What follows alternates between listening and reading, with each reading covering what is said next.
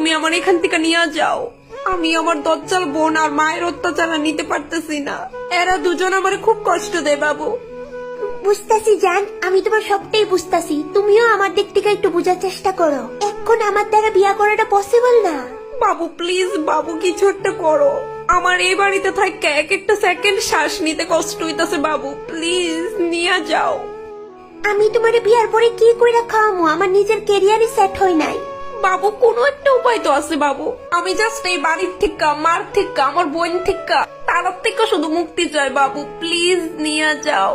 দেখো জান, আমি তোমার প্রমিস করতেছি, আমি যদি কোনো একটা জব পাইলাই তোমারে আমি ওই বাড়ির থেকে উদ্ধার করে আনো। বিশ্বাস করো বাবু। আমি আমার দজ্জাল বোন আর মায়ের অত্যাচার নিতে পারতেছি। এরা দুজন আমার খুব কষ্ট দেয় বাবু। আমার এই বাড়িতে থাকতে এক একটা সেকেন্ড শ্বাস নিতে কষ্ট হইতাছে বাবু, প্লিজ নিয়ে যাও। আমি জাস্ট এই বাড়ির থেকে, মার থেকে, আমার বোন থেকে, তার থেকে শুধু মুক্তি চাই বাবু।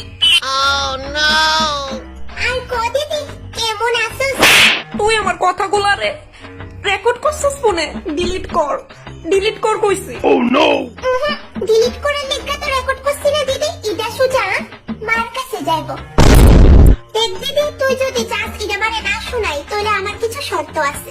আমি এলাকা তোর মতো কাজ করাইতাম না ঘরে। কিসের সত্য?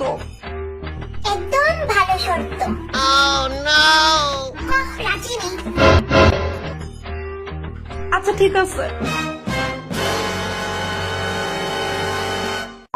এর তীক্ষা ভালো ছিল তাই আমার ঘরের কাজ করাইলে তো। দিদি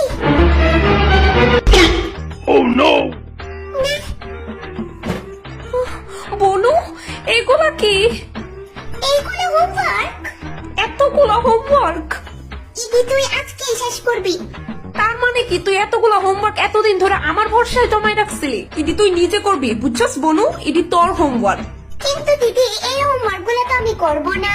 আমার এই বাড়িতে থাকতে এক একটা সেকেন্ড শ্বাস নিতে কষ্ট হইতাছে বাবু, প্লিজ নিয়ে যাও।